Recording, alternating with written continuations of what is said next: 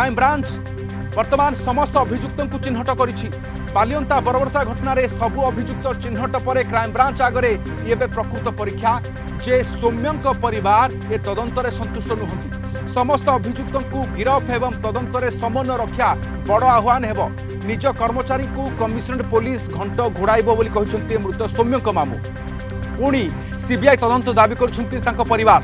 सौम्यंक बापा वर्तमान क्राइमब्रांच तदंत को नहीं असंतोष प्रकाश कले। ए भिड़ हत्या घटन 40 रु अधिक लोक सामिल थिबा दाबी करने सहित घटनार सीबीआई तदंत पाई मुख्यमंत्री को निवेदन करिसेंती। तेबे कोर्ट रे जेभली प्रश्न न उठिब सेभली तदंत करुछि क्राइमब्रांच। डीजी कहिसेंती जे तदंत को निखुण प्रमाण भित्तिक करबा पाई समय लागुछि। जेपरिक लोकंक भितरे थिबा आक्रोश तुरंत न्याय दाबी माध्यम संतुलन रक्षा करबा काम पुलिस पाई एबे बड़ चैलेंजिंग हेउछि। एवं दुईटी संस्थार समांतराल तदंत क्राइमब्रांच आपराधिक मामलार तदंत करुछि।